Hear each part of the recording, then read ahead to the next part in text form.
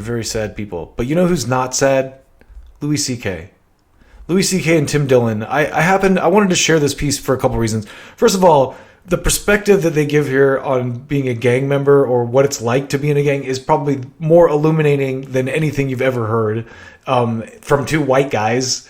I shouldn't say that. I haven't watched all the documentaries. I'm sure there's great documentaries with black men, but two white guys explaining to another white guy how people get into gangs, especially someone who hasn't ever been around gangs or grown up in it, like older people that don't understand this. This is great. But then I think what I really like is what they get to near the end of this. And let's talk about that after I show you the clip. So here it is. What are we offering the kids that isn't the gang? That's my question. Well, because here's what happens to kids that end up in gangs, okay? So, like, your mother... And I'm not describing every gang person. I'm describing somebody I'm making up. Right. Your mother is... You don't even know... You haven't seen her. Right. Sometimes you see her on the street. Right. She's taking a guy into a building foyer to suck his cock. That's right.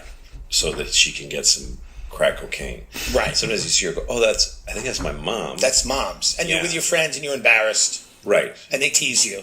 They go, your mom sucks a guy's cock for crack. She sucked him off for crack. What the way they teased us. Yeah. Like, you look funny. Or, you listen to Bay City Rollers, but they are like, your mom is sucking a guy's cock right there. For crack. Behind the McDonald's. I can see it. And then you'll always have that feel fucking loser? You'll always have that one good friend who's like, don't worry about them. Don't worry about it. There's one good friend. It's not like their moms. Nobody's that standing there to make fun of that kid. Right. Has a great life. Exactly. So probably they don't much tease each other. Right. Because the meanest kid sees that guy's mom sucking a cock and he goes, I'm going to let that go. Right. Because I know how that's going to come back. That's mom. Yeah, because that's my aunt. That's right. That's auntie. Yeah. So that's that person's mom. Let's start there. Okay. Yeah. And he lives with his grandma. Right. Who is just tired of sucking dick. So at least there's that. She's elderly. Yeah. And she goes to church, and it's like that's the church or whatever. And by the way, this is like 90s. I don't know anything about people's lives anymore. I don't know anything about anyone's life. Similar. And then his dad is killed his uncle, and it was a double murder, it's whatever. And his people are in prison, and it's just, and he goes to a school, where there's just a cop frisks you at the door. Yeah, it's just kids throwing chairs. Yeah, it's just madness. There's no education. Yes. And every day he walks by these gangs, and because he's not affiliated, they go, what the fuck? I'm going to kick your ass every time you walk through this neighborhood. That's right. And all his friends are like, if you just join Red, you walk down Red streets, and you're okay. Yeah. You will be safe if you do that. And we have parties, we have barbecues. Right. We go out. We have drink. Fun. There's every girl you want is affiliated or in the gang. Right. And so then you join a gang, and you start acting tough, and you start talking about, and then you start carrying a weapon, and then the city says, we got to get rid of these gangs. like if we get rid of the gangs, the kid will be fine. Right. Like, where does he walk back? Like, okay, gang, everybody go home to what? Right. Home to what? Yeah. So that was my whole thing. It's like, listen, we all know that gangs have a lot of negatives.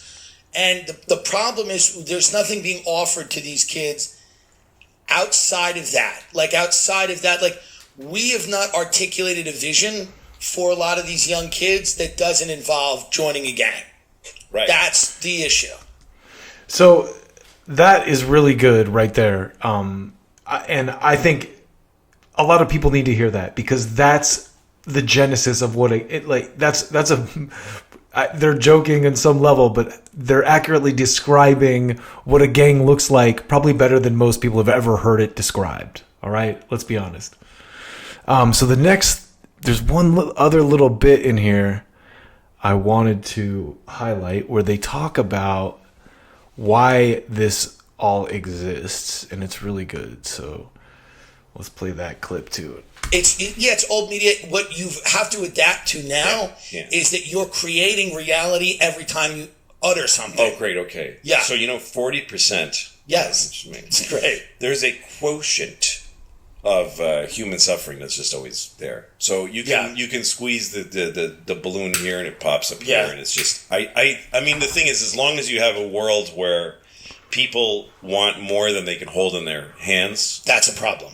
You're going to have this problem. That's right. I mean, it's so basic. It goes to the most basic thing that if you don't get rid of it, right, you're not going to solve anything. And, right. And should you, what the words solve and goal and failure are all relative. Right.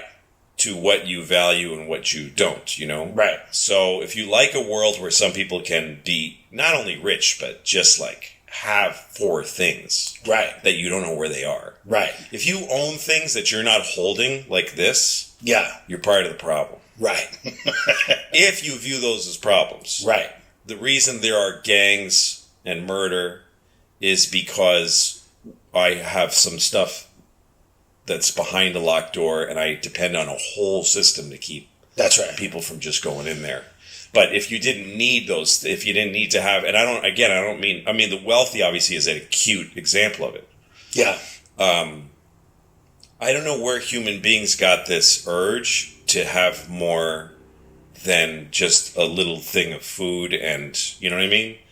Yeah. A roof, a food, a tool to make food with, But that's the stem. That's where all the problems stem. All of them, because if you just need what you really just need, sustenance and a little pleasure from the sky and and nature, then you need someone to look after shit for you. You need to convince someone else that it's a good idea for them to protect your stuff, the stuff that while you're sleeping or stuff that you can't look at. Do you know what I mean? And that creates a system of like people willing to harm each other for somebody else's money. Right.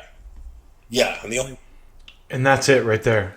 And that's the note that I wanted to end on. But I just thought that was such a profound kind of breakdown of our society and where it's at. And when you talk to people who are like, oh, capitalism is the devil, or, this is the devil. No, human nature is the devil. At the end of the day, human nature creeps into every single system of power, whether it's capitalism, whether it's, monarchy, aristocracy, socialism, communism. There's always a hierarchy of leadership, and the people will fight for that power to be at the top, to be the one who controls that. And I like the way that he breaks it down. They start with the conversation about the gangs and why things are so messed up the way that they are, and it's because people like to own stuff. Frank Zappa has a quote, and I got made fun of by some uber communists on Twitter the other day for referencing it, but he said, communism doesn't work because people like to own stuff.